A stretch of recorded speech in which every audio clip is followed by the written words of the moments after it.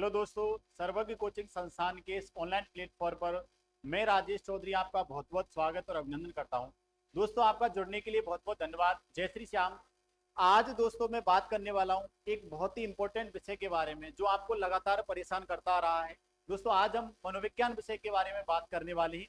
आज की पहली क्लास में जो हमारी चर्चा रहेगी वह चर्चा रहने वाली दोस्तों मनोविज्ञान क्या है, मनोविज्ञान का अर्थ क्या है, आखिरकार मनोविज्ञान की हमें आवश्यकता क्यों पड़ी। और आज दोस्तों इसी क्लास में मैं बात करने वाला हूं मनोविज्ञान के इतिहास की। इंपॉर्टेंट क्लास है। जितनी भी आपकी एग्जाम होती है जिनमें भी मनोविज्ञान के क्वेश्चंस पूछे जाते हैं तो दोस्तों एक क्लास के माध्यम से मैं लगभग लगभग आपके एग्जाम में पूछे जाने वाले 7-8 क्वेश्चन को कवर करने वाला हूं। तो आपसे निवेदन है कि वीडियो के एंड तक जुड़े रहें, थोड़ा धैर्य दिखाएं, वीडियो के एंड तक जुड़े रहें। चाहे आप सेकंड ग्रेड की तैयारी कर रहे हैं, चाहे फर्स्ट ग्रेड की तैयारी कर रहे हैं, चाहे आप रीट की तैयारी कर रहे हैं, चाहे आप अन्य किसी भी अध्यापक भर्ती परीक्षा की तैयारी कर रहे हैं जिसमें साइकोलॉजी का पोर्शन पूछा जाता है, इंपॉर्टेंट क्लास रहने वाली है। तो दोस्तों आप बने रहें। अच्छा, सबसे पहले ज्यादा टाइम आपका बर्बाद मैं करूंगा नहीं, सीधी अपन मुद्दे की बात करते हैं। सबसे पहले तो साहब आप जिस विषय के बारे में बात करने वाले हैं मनोविज्ञान, आखिरकार इसकी आवश्यकता हमें क्यों पड़ी, मनोविज्ञान की आवश्यकता क्यों पड़ी, मनोविज्ञान का अर्थ क्या है, सबसे पहले तो यही बात करनी होगी। तो दोस्तों मनोविज्ञान की आवश्यकता पड़ती है हमें। मनोविज्ञान कहीं ना कहीं वर्तमान में जितनी भी परिभाषाएं चल रही उनके परिप्रेक्ष्य में यदि मैं बात करूं तो दोस्तों मनोविज्ञान वह विज्ञान है, मनोविज्ञान वह विषय है जिसके द्वारा मानव के व्यवहार, यदि हमें मानव के व्यवहार को जानना है, उसके व्यवहार का अध्ययन करना है तो दोस्तों हमें मनोविज्ञान का सहारा लेना होगा। मानव के व्यवहार और उसकी मेंटल एक्टिविटीज मतलब उसकी मानसिक प्रक्रियाओं के बारे में यदि हमें जानना है तो दोस्तों मनोविज्ञान ही एक ऐसा विषय है जिसके द्वारा हम इन चीजों की जानकारी ले सकते हैं। इसका मतलब मनोविज्ञान क्या है?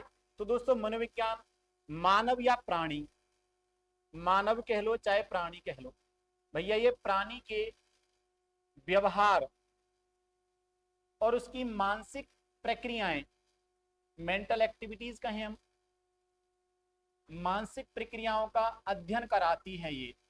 तो कहीं ना कहीं दोस्तों इसकी आवश्यकता हमें पड़ती है मानव के व्यवहार को जानने के लिए, मानव की मेंटल एक्टिविटीज को जानने के लिए।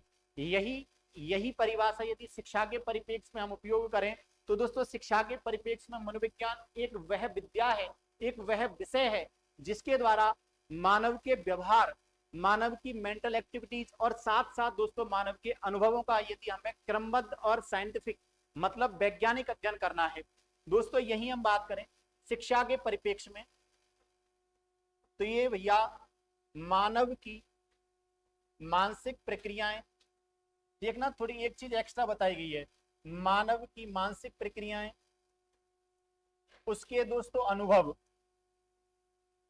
और यदि हम बात करें दोस्तों उसके व्यवहार, और व्यवहार भी दोनों प्रकार का।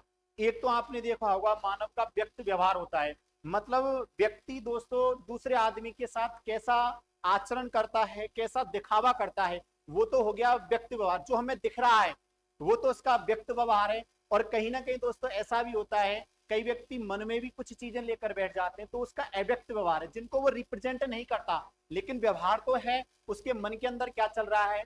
तो दोस्तों यही दोनों प्रकार का व्यवहार होता है, एक तो अव्यक्त व्यवहार और एक होता है सब व्यक्ति व्यवहार। दोनों ही प्रकार का यदि हमें क्रमबद्ध और यदि वैज्ञानिक अध्ययन करना है तो भैया हमें मनोविज्ञान का सहारा लेना जरूरी है। इसका मतलब मनोविज्ञान के द्वारा ही मानव के व्यवहार और उसकी मेंटल एक्टिविटीज का अध्ययन किया जाता है। ये तो रही भैया मनोविज्ञान की हमें क्यों आवश्यकता पड़ी। यदि और मैं बात करूं तो स्किनर महोदय ने तो यहां तक कह दिया कि मनोविज्ञान भैया व्यवहार और अनुभव का विज्ञान है। और विलियम मैकडूगल की बात करें तो विलियम मैकडूगल ने कहा है मनोविज्ञान व्यवहार के साथ साथ दोस्तों उसके आचरण का विज्ञान है। दोनों ही चीजें यहाँ पर उन्होंने बताई, व्यवहार का विज्ञान होने के साथ साथ उसके व्यक्ति के आचरण का भी विज्ञान है। इसका मतलब मनोविज्ञान का दोस्तों निश्चित यदि मैं क्रम बताऊं तो एक काफी सारी परिभाषाएं हैं, लेकिन एक छोटा सा अर्थ मैंने आपको यहाँ पर बताया। अब यहाँ बात करें दोस्तों मनोविज्ञान के इतिहास की, क्योंकि एक छोटी सी क्लास है लेकिन एक क्लास के माध्यम से मुझे चीजें आपको बहुत सारी बतानी है।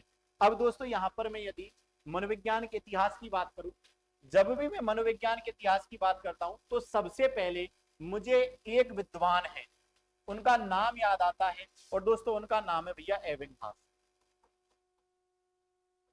एबिंगहास महोदय के द्वारा मनोविज्ञान के बारे में एक खूब अच्छी बात कही है। उन्होंने कहा है मनोविज्ञान का इतिहास तो भैया उन्होंने कहा है मनोविज्ञान का जो अतीत है ना, मतलब मनोविज्ञान के हमें जानना तो बहुत सी चीजें हैं लेकिन इतिहास बहुत छोटा है। मनोविज्ञान का अतीत तो बहुत बड़ा है, जानना तो बहुत सी चीजें हैं लेकिन इतिहास बहुत छोटा है। छोटे दोस्तों सीमित समय में मनोविज्ञान एकत्रित हुआ है। इसका मतलब इनकी बात कही गई थी साहब, मनोविज्ञान का अतीत तो बहुत लंबा है, अतीत तो बहुत लंबा है लेकिन इतिहास बहुत छोटा है, लेकिन इसका इतिहास बहुत छोटा है। अब हमें तो इसका इतिहास पढ़ना है, कितना छोटा है अभी एक बार थोड़ी सी चर्चा कर लेते हैं। मनोविज्ञान का अतीत तो इन्होंने बहुत बड़ा बताया, मतलब चीजें तो बहुत सी हैं लेकिन दोस्तों इसको लिमिटेड समय में यहाँ पर बांध दिया गया, मतलब इसका इतिहास इन्होंने छोटा बताया। अब यदि दोस्तों में मनोविज्ञान के इतिहास की बात करें हम, यदि मनोविज्ञान के इतिहास की बात करें तो सीधा सीधा मैं आपको एक फैक्ट बता देता हूं। यदि हमें मनोविज्ञान का इतिहास पढ़ना है, मनोविज्ञान के बारे में जानना है कि इसका कालखंड कैसे रहा, इसमें क्या क्या परिवर्तन हुए, पहले क्या चीजें चलती थी, अब वर्तमान में कौन सी चीजें मनोविज्ञान के परिप्रेक्ष्य में चल रही हैं, तो दोस्तों इसका मनोविज्ञान का इतिहास हमें बहुत जानना बहुत ज्यादा जरूरी है। यदि मैं इसके इतिहास को बताऊं तो दोस्तों इसको इतिहास को समझने के लिए मैं पहले दो कालखंडों की चर्चा करना चाहता हूं। मनोविज्ञान के बारे में दो कालखंड बहुत इंपॉर्टेंट है। सबसे पहला जो कालखंड है इसको हमने प्री साइंटिफिक पीरियड कहा।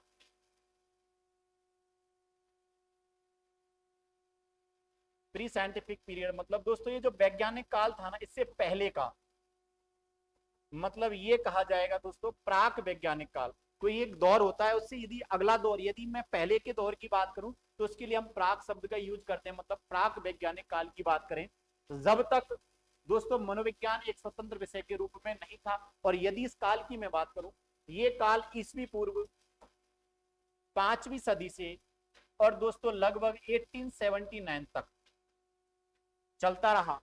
और दूसरा जो काल था यहां पर दोस्तों मनोविज्ञान एक स्वतंत्र विषय के रूप में आ गया, मतलब ये हो गया साहब वैज्ञानिक काल, साइंटिफिक पीरियड हो गया। और ये 1879 से वर्तमान तक प्रचलित है। ठीक है भैया। अब मैं आपको एक चीज बता रहा था कि प्री साइंटिफिक पीरियड के अनुसार जो प्राक वैज्ञानिक काल था, इसके अनुसार मनोविज्ञान को स्वतंत्र विषय के रूप में नहीं जाना गया, मतलब दोस्तों मनोविज्ञान यहाँ एक स्वतंत्र विषय नहीं था, एक स्वतंत्र विषय नहीं था। तो भैया स्वतंत्र विषय नहीं था तो आप मनोविज्ञान के बारे में चर्चा कैसे कर रहे थे उस टाइम। तो दोस्तों यहाँ पर मनोविज्ञान को दर्शन शास्त्र की एक शाखा के रूप में, इस काल में मनोविज्ञान को दर्शन शास्त्र की एक शाखा के रूप में पढ़ा जाता था।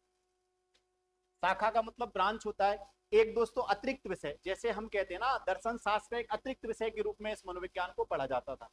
दर्शन शास्त्र की यदि मैं चर्चा करूं तो आज भी दोस्तों दर्शन शास्त्र आज भी उन चीजों की खोज में लगा हुआ है जिनके बारे में विज्ञान सोचता नहीं। आत्मा क्या है, परमात्मा क्या है, परम शक्ति क्या है, सुपर पावर की खोज में लगा हुआ है दोस्तों ये। इसका मतलब दर्शन शास्त्र में आत्मा और परमात्मा की बात होती है। दर्शन शास्त्र में आज भी आत्मा, परमात्मा, ईश्वर, परम शक्ति की बात होती है। तो दोस्तों ये पहले दर्शन शास्त्र का विषय रहा था। लेकिन यदि मैं दर्शन शास्त्र में इसकी बात करूं, यही एक क्वेश्चन आपके सामने निकल के आ जाता है। सबसे पहले तो स्टार लगा के उस क्वेश्चन की मैं बात कर लेता हूं दोस्तों। यहां बात हुई मनोविज्ञान स्वतंत्र विषय के रूप में नहीं था, मनोविज्ञान दर्शन शास्त्र का एक अभिन्न विषय या एक शाखा के विषय में पढ़ा जाता था। तो दोस्तों यहाँ पर यदि मैं आपको एक क्वेश्चन पूछूं कि भैया मनोविज्ञान की जननी कौन है, मनोविज्ञान की जननी कौन है, तो आप सीधे तौर पर बता देना। जननी कहें या माँ कहें एक ही बात है, जननी कहें या मनोविज्ञान की क्या कहें या माँ कहें, तो इसका आंसर रहेगा दर्शन शास्त्र। क्योंकि इसका मनोविज्ञान का यदि प्रारंभ कहें तो दोस्तों कहां से होता है, दर्शन शास्त्र से। तो मनोविज्ञान की जननी किसको कहा जाएगा, दर्शन शास्त्र को। इंपॉर्टेंट क्वेश्चन यहां से निकल के आता है। अब हम तो दोस्तों इसके आगे इसका कालखंड क्या रहा, कैसे कैसे रूप परिवर्तित करता है उसकी चर्चा करते हैं। सबसे पहले दर्शन शास्त्रियों में सबसे पहले एक विद्वान आते हैं जिनका नाम था साहब सुकरात। सुकरात ईसवी पूर्व 5वीं सदी में, ईसवी पूर्व 5वीं सदी में एक बात कहते हैं कि यदि आपको मनोविज्ञान का अध्ययन करना है ना तो आप मनुष्य का अध्ययन कीजिएगा। इसका मतलब दोस्तों सुकरात महोदय के द्वारा मनुष्य के अध्ययन की बात कही गई। लेकिन एक व्यक्ति जब कोई बात कहता है तो निश्चित तौर पर उसका विरोधी दूसरा व्यक्ति निकल के आएगा, और इनके विरोधी साहब थे प्लेटो महोदय। इनके कुछ समय बाद, लगभग थोड़े से समय बाद आते हैं प्लेटो, और इनका लगभग दोस्तों ईसवी पूर्व 4वीं सदी में इनके द्वारा बात कही जाती है। ईसवी पूर्व 4वीं सदी में इन्होंने कहा कि ठीक है, आप मनोविज्ञान का अध्ययन करने के लिए मनुष्य के अध्ययन की बात कहते हो, लेकिन आप पहले ये तो बताओ ये मनुष्य कहाँ से आया, इस मनुष्य को किसने बनाया। तो उन्होंने कहीं ना कहीं दोस्तों मनुष्य को बनाने वाले ईश्वर की भी चर्चा करी। इसका मतलब आपको ईश्वर का अध्ययन करना होगा। सीधे तौर पर दोस्तों इन्होंने मनुष्य के अध्ययन के साथ साथ किसके अध्ययन की बात कर ली भैया, ईश्वर के अध्ययन की बात कर, जिस ईश्वर के द्वारा मानव को भावनाएं दी जाती है। ठीक है, अब चलो ठीक है, आप ईश्वर की बात कर लें, लेकिन आखिरकार ईश्वर ने बनाया, लेकिन ईश्वर ने बनाया किससे था। तो निश्चित तौर पर दोस्तों इन्होंने पंच तत्वों की भी बात करी कि आपको उन पंच तत्वों का भी अध्ययन करना होगा जिनके द्वारा मानव बनाया हुआ है।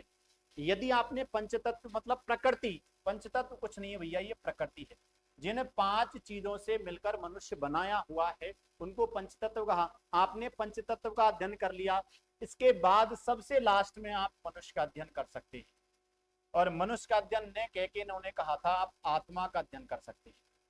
ठीक है भैया, इसका मतलब सबसे पहले आत्मा के अध्ययन की बात किसके द्वारा कर दी गई भैया, प्लेटो के द्वारा। और प्लेटो महोदय ने तो अपनी पुस्तक द रिपब्लिक में, इनकी पुस्तक का भी ध्यान में रख लेना, प्लेटो ने अपनी पुस्तक दोस्तों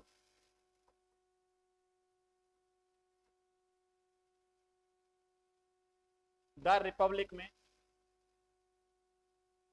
यहां तक कह दिया है कि आत्मा ही परमात्मा है। आत्मा ही क्या है भैया, परमात्मा है। इसका मतलब यदि आपको उस परम शक्ति मतलब परमात्मा से संयोग स्थापित करना है तो उसका जरिया केवल और केवल आत्मा हो सकता है। इसका मतलब आत्मा के द्वारा ही आप उस परम शक्ति को जान सकते हो, उस परम शक्ति की पहचान कर सकते हो, जिसको इन्होंने परमात्मा या परमेश्वर कहा। अब देखो, इन्होंने आत्मा ही परमात्मा कहा है, तो निश्चित तौर पर इन्होंने आत्मा के अध्ययन की बात कही कि आपको सबसे पहले भैया किसका अध्ययन करना होगा, आत्मा का अध्ययन करना होगा। लेकिन अब बातें आगे बढ़ी और इनके बाद एक और विद्वान आते हैं जिनका नाम है भैया अरस्तु।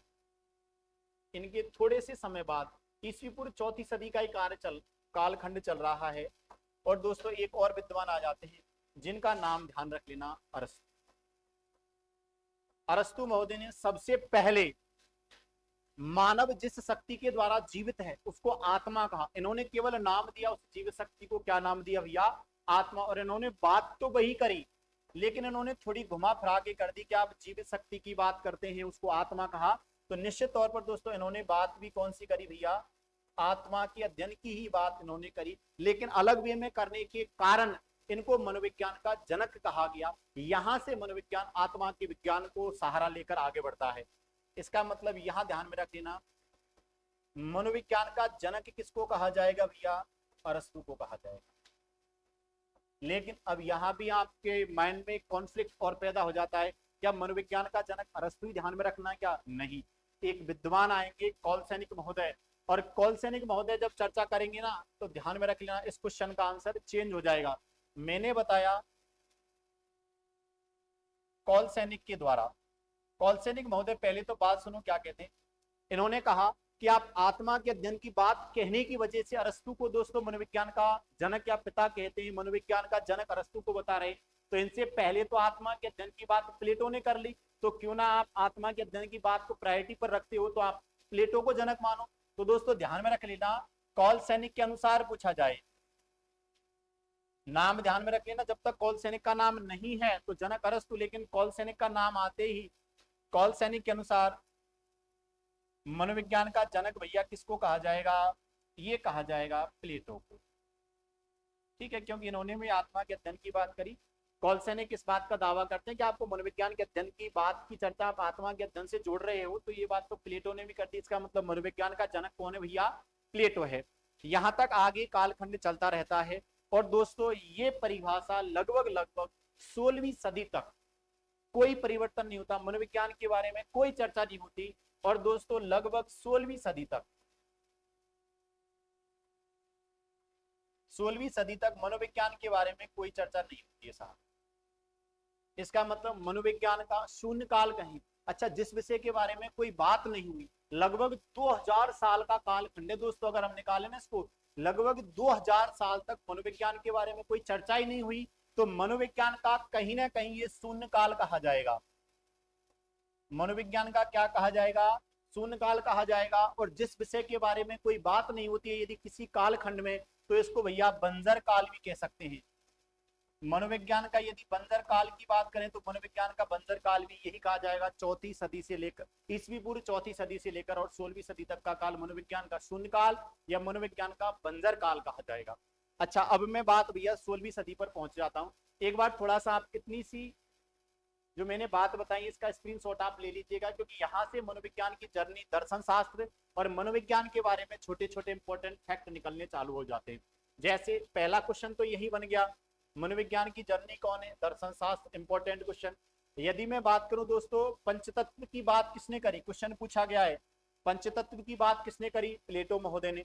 प्लेटो महोदय की पुस्तक का नाम क्या था? The Republic. उसमें उन्होंने कहा आत्मा ही परमात्मा, इसका मतलब आत्मा के अध्ययन की बात इन्होंने करी।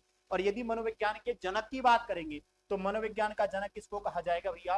अरस्तु को। चौथा क्वेश्चन इंपॉर्टेंट निकल के आता है। और यही यदि मैं बात करूं कॉलसेनिक महोदय के अनुसार मनोविज्ञान का जनक कौन है, तो भैया ये प्लेटो है। नाम ध्यान में रख लेना, कॉलसेनिक के अनुसार। अब दोस्तों 16वीं सदी तक कुछ इसके बारे में ज्यादा बात नहीं हुई, लेकिन 16वीं सदी में ही मैं बात कर रहा हूं सन 1590 की। सन 1590 में दोस्तों एक पुस्तक प्रकाशित होती है। पहले तो मैं बता देता हूं ये पुस्तक किनकी थी दोस्तों। ये पुस्तक थी रुडोल्फ गोएक्ले। रुडोल्फ गोएक्ले कह लें या गोएक्ले कह लें। 1590 में रुडोल्फ गोएक्ले की पुस्तक प्रकाशित होती है जिसका नाम था साइकोलॉजिया।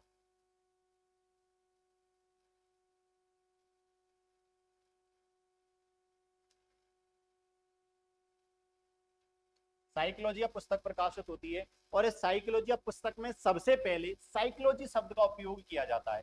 ध्यान में रख लेना, इंपॉर्टेंट क्वेश्चन है दोस्तों। सबसे पहले किस पुस्तक में साइकोलॉजी शब्द का उपयोग किया गया? तो वो पुस्तक थी 1590 में प्रकाशित होने वाली रुडोल्फ गोएक्ले की साइकोलॉजिया पुस्तक, जिसमें दोस्तों सबसे पहले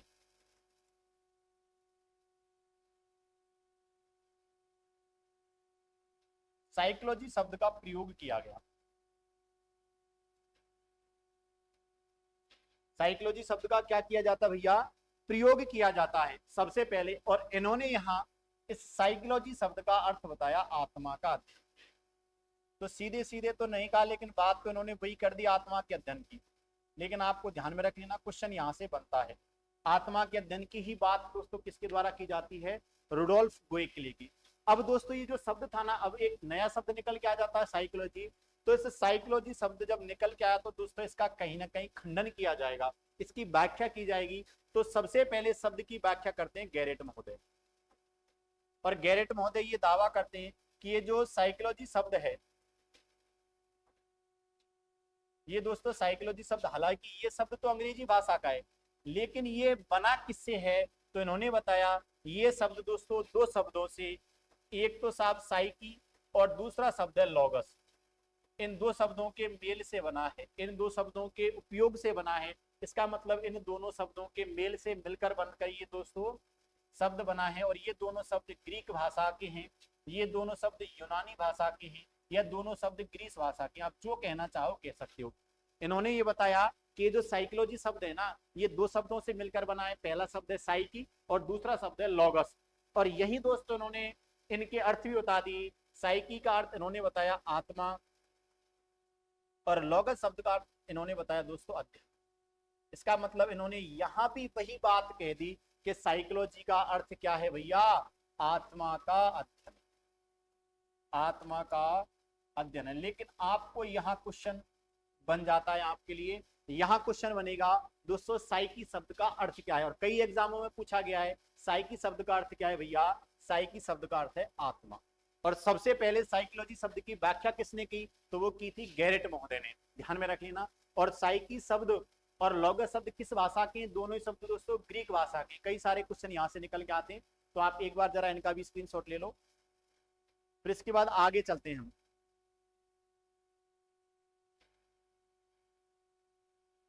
अब इसके बाद भैया समय आगे बढ़ता है और समय आ जाता है 17वीं सदी के प्रारंभ। अच्छा देखो, 2000 साल का जो कालखंड रहा, इसमें एक ही परिभाषा चली आ रही कि आत्मा का विज्ञान, आत्मा का अध्ययन करो। तो निश्चित तौर पर जब एक चीज आगे ज्यादा समय तक चलेगी तो उसका विरोधाभास होगा, और विरोधाभास हुआ तो कई वैज्ञानिकों ने ये कहा कि आप जितने भी वैज्ञानिक आत्मा के अध्ययन की बात करते हैं, तो क्या आप ये बता सकते हो कि इस आत्मा का स्वरूप कैसा है?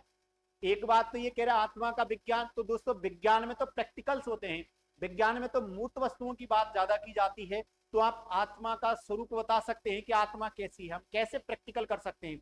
आत्मा का स्वाद बता सकते हो क्या? आत्मा का स्थान बता सकते हो कि आत्मा रहती कहाँ है? दोस्तों जब इतने सारे क्वेश्चन इनके सामने निकल के आए, तो ये आत्मा के अध्ययन को स्वीकार करने वाले लोग इन जवाबों का आंसर नहीं दे पाते हैं। देखो ये कितनी बड़ी विडंबना है, 2000 साल तक एक ही परिभाषा चलती है और उसका खंडन नहीं कर पाते हैं। दोस्तों निश्चित तौर पर 2000 साल के बाद जब वर्ष चालू होता है 17वीं सदी का, तो अब जब विरोध हुआ, अब ये जवाब नहीं दे पाए, तो कोई ना कोई नई दोस्तों यहाँ पर परिभाषा निकल के आई, नए विचार निकल के आए, और 17वीं सदी के प्रारंभ में ही यहां बात करूंगा भैया, यदि हम बात करें 17वीं सदी के प्रारंभ की, 17वीं सदी में एक वैज्ञानिक आते हैं जिनका नाम था भैया पोम्पोनोजी। अच्छा ध्यान में रख लेना, इन्होंने भी कोई अलग बात नहीं कही, इन्होंने भी जो साइकोलॉजी शब्द है ना, उसका दूसरी बार खंडन किया। पहली बार तो गैरेट महोदय ने कर लिया, लेकिन दोस्तों दूसरी बार साइकोलॉजी शब्द का खंडन किया जाता है पोम्पोनोजी महोदय के द्वारा, और इन्होंने बताया कि आप सही कह रहे हो, ये जो साइकोलॉजी शब्द है ना, ये निश्चित तौर पर दो शब्दों से मिलकर ही बना है। एक शब्द तो है साइकी, एक शब्द है लॉगस। ये दोनों ही ग्रीस भाषा के हैं दोस्तों, ये दोनों ही यूनानी भाषा के हैं, लेकिन यहाँ पर इन्होंने थोड़ा चेंज कर दिया। यहाँ इन्होंने कहा कि आप साइकी शब्द का उपयोग अर्थ आत्मा ने लेकर, दोस्तों यहाँ पर इन्होंने कहा मन या मस्तिष्क होता है। साइकी शब्द का इन्होंने अर्थ बताया मन या मस्तिष्क, और यहाँ लॉगस का तो इन्होंने वही कहा अध्ययन करना या अध्ययन। तो यहाँ इन्होंने थोड़ा सा चेंज करते हुए साइकोलॉजी शब्द का अर्थ बता दिया भैया मन या मस्तिष्क का अध्ययन, या मन या मस्तिष्क का विज्ञान। साइकोलॉजी शब्द को इन्होंने क्या कह दिया, ये मन और मस्तिष्क का क्या है भैया, विज्ञान। लेकिन बात तो यहाँ भी वही निकल के आती है, जैसा कि ये पहले आत्मा को नहीं बता पा रहे थे कि आत्मा का स्वरूप कैसा है, तो आप ये बता सकते हो कि मन का स्वरूप कैसा है, मस्तिष्क का स्वरूप कैसा है, ये दिखता कैसा है। आप मन के बारे में बता सकते हो कि मन कैसा दिखता है, तो आप यहाँ भी नहीं बता पा रहे। तो दोस्तों क्यों नहीं बता पाए? क्योंकि मन भी तो अमूर्त है, या मन और मस्तिष्क की बात करें तो ये भी तो अमूर्त ही है। तो क्या आप इसके बाद इसके ऊपर प्रयोग कर सकते हैं क्या? प्रयोग नहीं किया जा सकता, इसका स्वरूप नहीं बताया जा सकता। जो पहले जितने भी विचार चल रहे थे, ये भी तो वही विचार निकल के आता है। तो कहीं ना कहीं दोस्तों इस बात को भी नकार दिया जाता है, लेकिन नकारा जाता है थोड़े लंबे समय के बाद। लेकिन यहाँ दोस्तों इस बात का समर्थनकर्ताओं की भी बात आ जाती है। तो सबसे पहले मैं इसके समर्थनकर्ताओं की बात करूं, मन या मस्तिष्क का विज्ञान जो कहा, ये दोस्तों विचार तो है पोम्पोनोजी का, ध्यान में रख लेना, पोम्पोनोजी का। और इसके समर्थनकर्ताओं की बात करूं, इस विचार का समर्थन किन्होंने किया, तो सबसे पहले तो आपको जॉन लॉक, इसके समर्थनकर्ताओं में ध्यान में रखना है। सबसे पहले दोस्तों जॉन लॉक को ध्यान में रखना है। दूसरा कांट, एक वैज्ञानिक थे कांट। तीसरे स्पिनोजा, और दोस्तों चौथे ध्यान में रख सकते हैं आप थॉर्नसीलर। एक और ध्यान में रख सकते हो तो बर्कली, ऐसे करके बर्कली एक वैज्ञानिक था, लोमेट्री। इन सभी ने इसी बात का दोस्तों समर्थन किया कि भैया साइकोलॉजी का अर्थ है मन और मस्तिष्क का विज्ञान। साइकोलॉजी की परिभाषा यहाँ इन्होंने मन और मस्तिष्क का विज्ञान कही, लेकिन कहीं ना कहीं दोस्तों ये परिभाषा भी ज्यादा दिन नहीं चली और इस परिभाषा का भी विरोध होने लग जाता है। अब आगे एक नई परिभाषा, एक नया विचार निकल के आता है, लेकिन दोस्तों उसमें थोड़ा सा समय लगता है। ये लगभग लगभग चलता है साहब। अच्छा, ये कब से कब तक चला? ये 17वीं सदी से, और ये चलता है भैया 1870 तक, लगभग 19वीं सदी तक, मतलब लगभग 200 साल तक एक और परिभाषा चलती है। और दोस्तों यहाँ पर होता क्या है, अभी मैं आपको बता देता हूँ। यहाँ होता है साहब, सबसे पहले ध्यान में रख लेना, जब लगातार समय आगे बढ़ता जाएगा तो वर्ष आ जाता है 1852 का, वर्ष आ जाता है 1852 का। और 1852 में एक अमेरिका की, दोस्तों अमेरिका शहर की, अमेरिका के एक वैज्ञानिक थे जिनका नाम है दोस्तों विलियम जेम्स। नाम ध्यान में रख लेना, विलियम जेम्स थे। ये मनोविज्ञान के बारे में लगातार जब चर्चाएं सुन रहे थे, तो दोस्तों इन्होंने भी कहीं ना कहीं मनोविज्ञान के बारे में मंथन करना प्रारंभ कर दिया। और मनोविज्ञान के बारे में जब ये लगातार विचार करते रहे, तो इनके द्वारा दोस्तों 1870 में, लगभग देखो 18 साल मंथन करने के बाद 1870 में इनके दिमाग में एक विचार आता है कि भैया आप जिस मन और मस्तिष्क के अध्ययन की बात कर रहे हो, वो कहीं ना कहीं मानव की चेतना शक्ति है। वो मानव की दोस्तों वह शक्ति है जिसके द्वारा मानव जीवित है। इसका मतलब जिसके द्वारा मानव क्रियाएं करता है। तो इन्होंने यहाँ भैया चेतना के विज्ञान की बात कर दी। इन्होंने मनोविज्ञान को क्या बता दिया? चेतना का विज्ञान बता दिया। और इन्होंने तो यहां तक कह दिया कि जो चेतना है ना, ये चेतना ही मनुष्य का जीवन है।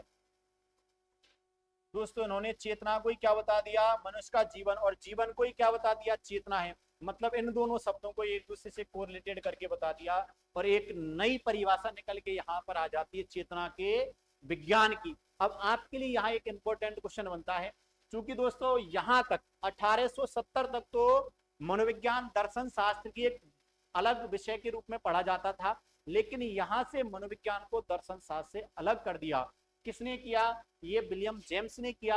और इन्होंने एक अलग शब्द चेतना का विज्ञान इसको कहा। तो दोस्तों यहाँ की यही एक क्वेश्चन बन जाता है, मनोविज्ञान का आधुनिक जनक या आधुनिक मनोविज्ञान का जनक कौन है? आधुनिक मनोविज्ञान का जनक पूछ लिया जाए तो आपको दोस्तों विलियम जेम्स ध्यान में रखना है। एक और दोस्तों यही विरोधाभास की स्थिति बताऊंगा। कई सारे विद्वान तो इसको विलियम जेम्स बताते हैं और कई विलियम वुंट बताते हैं, लेकिन आपको समझना है कि ज्यादा सही कौन सा है। आपके दिमाग का कंसेप्ट एकदम क्लियर होना चाहिए, मैं अभी यहाँ पर बताने वाला हूँ। अच्छा, 1870 में विलियम जेम्स के द्वारा मनोविज्ञान को चेतना का विज्ञान कहा गया। इसी वजह से इनको दोस्तों आधुनिक मनोविज्ञान का जनक कहा गया।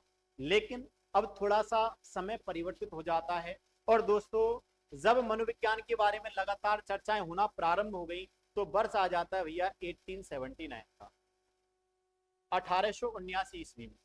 अब जब मैंने बात करी एक इंपॉर्टेंट ईयर है, तो निश्चित तौर पर कुछ न कुछ इंपॉर्टेंट बात रही होगी। 1879 में दोस्तों यहाँ एक जर्मनी के विद्वान थे, जर्मनी के विद्वान थे जिनका नाम था विलियम वुंट। ध्यान में रख लेना, जितनी सहूलियत से मैं आपको समझा रहा हूं ना, एकदम क्लियर करते करते चलना। 1879 में जर्मनी के एक विद्वान थे विलियम वुंट, जिन्होंने दोस्तों एक विश्वविद्यालय बता देता हूं आपको, लिपजिंग शहर था जर्मनी का। पहले तो मैं शहर की चर्चा करूं, जर्मनी का शहर था एक लिपजिंग। लिपजिंग शहर था। उस लिपजिंग शहर में एक विश्वविद्यालय था जिसका नाम भी था लिपजिंग विश्वविद्यालय।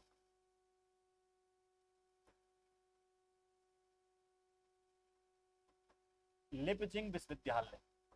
और दोस्तों लिपजिंग विश्वविद्यालय में इन्होंने एक नई खोज कर दी। इन्होंने क्या किया, जो बाद में एक बड़ा महत्वपूर्ण विषय निकल के आ रहा था, कि भैया इन्होंने मनोविज्ञान की प्रयोगशाला स्थापित कर दी। क्योंकि यहाँ तक लगातार मनोविज्ञान पर प्रयोग की चर्चाएं हो रही थी, तो कहीं ना कहीं मनोविज्ञान की प्रयोगशाला की आवश्यकता को देखते हुए दोस्तों इन्होंने 1879 में एक बहुत बड़ा अचीवमेंट किया।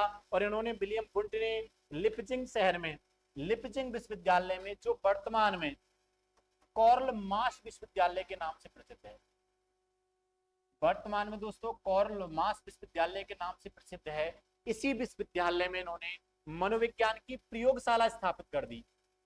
इन्होंने भैया मनोविज्ञान की क्या कर दी? प्रयोगशाला स्थापित कर दी। और दोस्तों यहीं से 1880 से ही मनोविज्ञान एक स्वतंत्र विषय के रूप में पढ़ा जाना प्रारंभ। यहां से मनोविज्ञान को क्या मिल जाती है? स्वतंत्रता। इसका मतलब मनोविज्ञान एक स्वतंत्र विषय के रूप में पढ़ा जाने लग गया 1880 से। एक इंपॉर्टेंट क्वेश्चन आपको यहाँ ध्यान में रख लेना है। अच्छा, जब प्रयोगशाला की स्थापना हो गई तो कहीं ना कहीं यदि मैं प्रयोगशाला मनोविज्ञान की बात करूं तो दोस्तों यहाँ पर आपको किनको ध्यान में रखना है? विलियम वुंड को। प्रयोगशाला मनोविज्ञान का जनक कौन है? William wound. दोस्तों यदि प्रयोगशाला भी वही और संरचनावाद भी वही है, यदि संरचनावाद के जनक की बात करूंगा तो भी आपको कौन ध्यान में रखना? William wound. इस प्रकार से काल। अच्छा, एक और यहाँ इंपॉर्टेंट क्वेश्चन आपको बता देता हूँ दोस्तों। क्या ऐसा हुआ कि पहली बार में मनोविज्ञान की प्रयोगशाला स्थापित हो गई? ऐसा नहीं है। क्या इससे पहले भी किसी ने प्रयास किया गया था? निश्चित तौर पर आपको ध्यान में रख लेना है। वर्ष आया था भैया इससे पहले ही, यहां मैंने नहीं बताया, 1833 में ही, 1833 में, 1833 ईस्वी में एक वैज्ञानिक थे जिनका नाम था जीएस हब। ये भी अमेरिका के दोस्तों। ये कहाँ के थे? अमेरिका के थे। और इन्होंने दोस्तों अमेरिका का एक शहर था, अमेरिका का एक विश्वविद्यालय था जिसका नाम था जॉन हॉपकिंस विश्वविद्यालय। जॉन हॉपकिंस विश्वविद्यालय में इन्होंने मनोविज्ञान की प्रयोगशाला स्थापित करने का प्रयास किया था। सफल नहीं हो पाए थे, लेकिन दोस्तों उन्होंने मनोविज्ञान की प्रयोगशाला को स्थापित करने का क्या किया? प्रयास किया गया। तो ये भी आपको ध्यान में रख लेना है। 1833 ईस्वी में ही मनोविज्ञान की प्रयोगशाला स्थापित करने के प्रयास चालू हो गए थे। और नाम ध्यान में रखना है किन्होंने प्रयास किया दोस्तों? जीएस हल ने। अब यहाँ तक कालखंड लगभग दोस्तों 19वीं सदी चल रही है। और 19वीं सदी के चलते चलते आपको ध्यान में रख लेना है। अच्छा, एक और बात ध्यान में रख लेना, चेतना की भी बात होती है, चेतना के विज्ञान की चर्चा होती है 1870 में। लेकिन दोस्तों वर्ष आ जाता है 1900 ईस्वी, जब 20वीं सदी का प्रारंभ होता है, इसका मतलब 1900 ईस्वी में।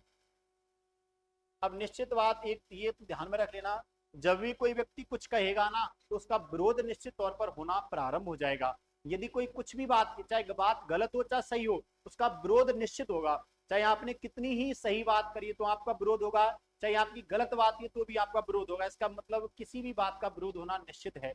अच्छा, जब चेतना के विज्ञान की बात चल रही थी तो भैया 1900 में एक पुस्तक आ जाती है विलियम मैकडूगल की। अभी मैं बताऊंगा कौन सी पुस्तक थी। विलियम मैकडूगल महोदय ने एक पुस्तक प्रकाशित कर दी जिसका नाम था द आउटलाइन ऑफ साइकोलॉजी।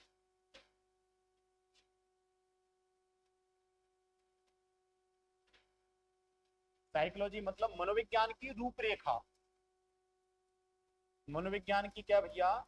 रूपरेखा। इन्होंने ये पुस्तक प्रकाशित कर दी 1900 ईस्वी में। और दोस्तों इसके पृष्ठ संख्या 16 पर, पृष्ठ संख्या 16 पर ध्यान में रख लेना, इन्होंने चेतना शब्द को बहुत बुरा बताया। इंपॉर्टेंट क्वेश्चन है, चेतना शब्द को बुरा बताने वाले कौन हैं? William McDougall. कौन सी पुस्तक में? इन्होंने दोस्तों चेतना शब्द को क्या बताया है? बुरा बताया। इन्होंने कहा चेतना जैसा कोई अच्छा शब्द है ही नहीं। आप जिस चेतना की बात कर रहे हो वो तो दोस्तों एक बेकार शब्द है, इसका उपयोग ही करना बेकार है। और पता नहीं क्या क्या कह दिया, लेकिन आपको ध्यान में रखना है इन्होंने चेतना शब्द को क्या बताया भैया? बुरा बताया, विलियम मैकडूगल ने। अच्छा, और बताऊं आपको दोस्तों, यही यदि 1900 ईस्वी में एक और घटना की बात करूं, जब दोस्तों सिगमंड फ्रायड ने, ध्यान में रख लेना, और भी विरोध हुआ इस शब्द का। सिगमंड फ्रायड ने अपना मनोविश्लेषण का सिद्धांत दिया। ये वही सिगमंड फ्रायड है जिन्होंने दोस्तों मनोविश्लेषण का सिद्धांत दिया।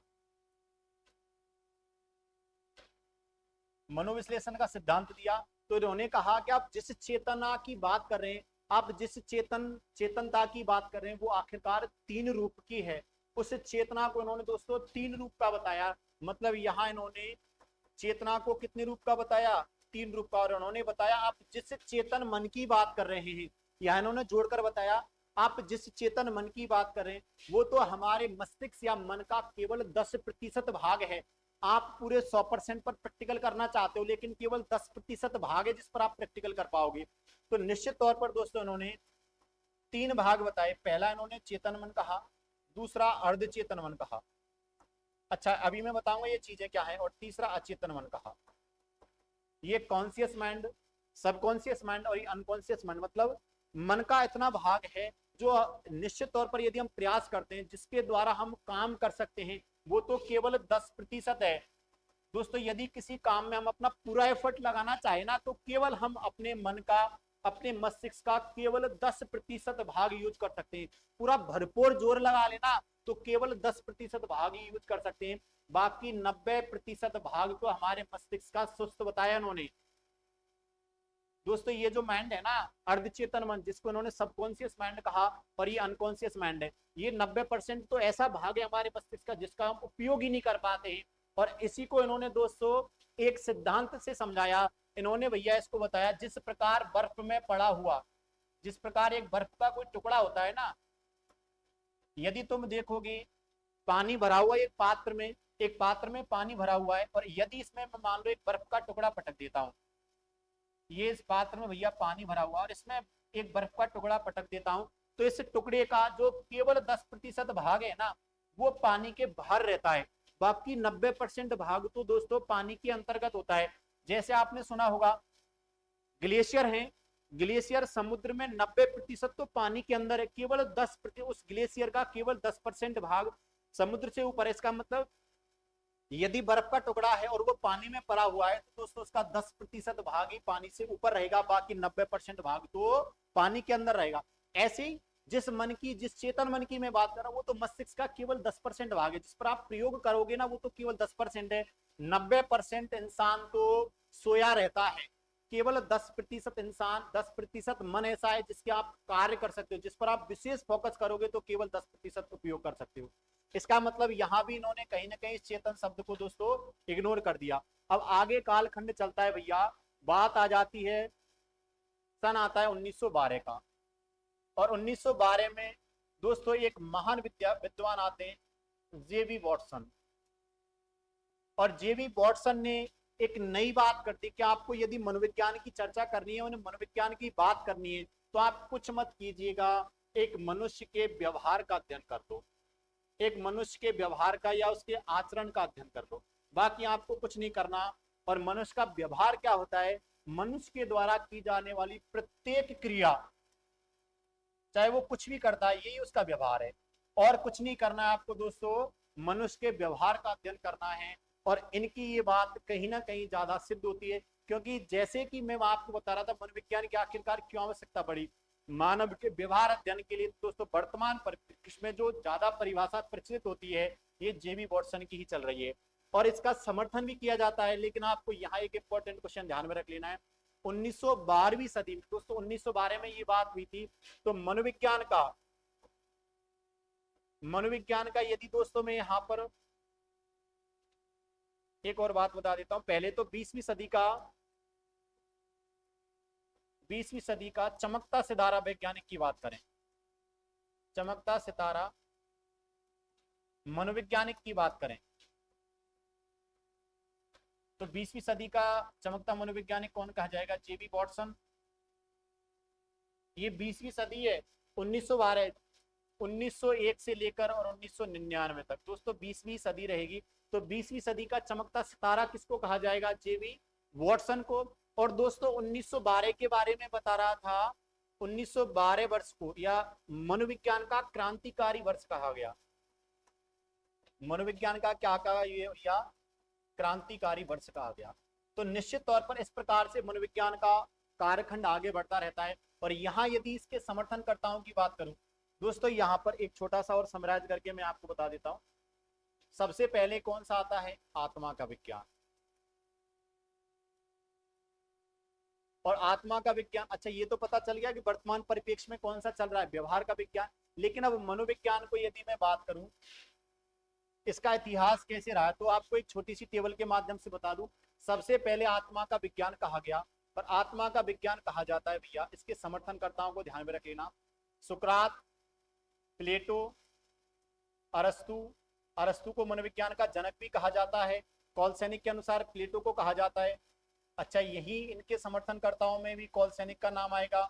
और मैंने बताया देकार्ते, देकार्ते के बाद रुडोल्फ गोइकले, इनके नाम आते हैं, रुडोल्फ गोएक के लिए। इन सभी मनोवैज्ञानिकों ने दोस्तों आत्मा के अध्ययन को स्वीकारा, मतलब आत्मा के अध्ययन की बात जब आती है तो समर्थनकर्ताओं में इनका नाम आपको ध्यान में रख लेना है। और ये कौन सा काल था, ये चला था ईस्वी पूर्व 5वीं सदी से लेकर और लगभग 16वीं सदी तक। यही परिभाषा चलती है आत्मा के विज्ञान की, लगभग 2000 साल तक यही चलता है। अब इसमें परिवर्तन होता है और दोस्तों अब प्रारंभ हो जाती है 17वीं सदी। जैसा कि मैंने आपको बताया था 17वीं सदी में वैज्ञानिक आएंगे पोम्पोनोजी, और पोम्पोनोजी ने मन और मस्तिष्क का विज्ञान कहा। तो 17वीं सदी में एक नई परिभाषा निकल के आ जाती है कि मनोविज्ञान मन और मस्तिष्क का क्या है, विज्ञान है। और ये परिभाषा चलती है भैया 17वीं सदी से लेकर लगभग 19वीं सदी तक, काफी लंबे टाइम चलती है। तो निश्चित तौर पर दोस्तों मनोविज्ञान मन और मस्तिष्क का क्या है, विज्ञान है। इसके समर्थनकर्ताओं की बात करूं, यदि इसके समर्थनकर्ताओं की बात करूं तो सबसे पहले तो आपको पोम्पोनोजी ध्यान में रखना है। पोम्पोनोजी के साथ मैंने बताया था जॉन लॉक, स्पिनोजा, थॉर्नशील्ड दोस्तों, और ध्यान में रख सकते हो बर्कली, और ध्यान रखो तो रख लेना लोमेट्री। इन सभी के द्वारा भी मन और मस्तिष्क के विज्ञान की बात कही गई। यदि मनोविज्ञान को मन और मस्तिष्क के विज्ञान कहने के समर्थनकर्ताओं के नाम की बात आएगी तो आपको दोस्तों सबसे पहले पोम्पोनोजी का ध्यान में रखना है। सबसे पहले बात तो पोम्पोनोजी ने कही, लेकिन इसका समर्थन जॉन लॉक के द्वारा, स्पिनोजा के द्वारा, थॉर्नशील्ड, बर्कली और दोस्तों लोमेट्री, इन सभी के द्वारा इसी बात का समर्थन किया गया। अब दोस्तों और थोड़ा सा आगे चलें तो इसके बाद मैंने आपको बताया था 1870 में, लगभग 19वीं सदी में ही, ये भी कौन सी चल रही साहब, 19वीं सदी में, हालांकि बहुत कम चली है परिभाषा, 1970 से और केवल 1900 तक ही चलती है, लगभग दोस्तों 30 साल यही परिभाषा चलती है। और चलती है भैया चेतना के विज्ञान की। इसमें दोस्तों आपको ध्यान में रखना है चेतना का विज्ञान कहा जाता है। अच्छा, चेतना का विज्ञान कहने वाले कौन थे, विलियम जेम्स। तो मनोविज्ञान का, आधुनिक मनोविज्ञान का जनक कौन को ध्यान में रखना, विलियम जेम्स को। तो जब मैं इसके समर्थनकर्ताओं की बात करूंगा, समर्थनकर्ताओं में सबसे पहले नाम आएगा भैया विलियम जेम्स का, इसके बाद आएगा विलियम बुंट का। दोस्तों विलियम बुंट ने भी यही बात करी। और यदि मैं बात करूं दोस्तों, यहाँ पर फ्रायड ने विरोध तो किया लेकिन कहीं ना कहीं चेतन शब्द का वो उपयोग किया।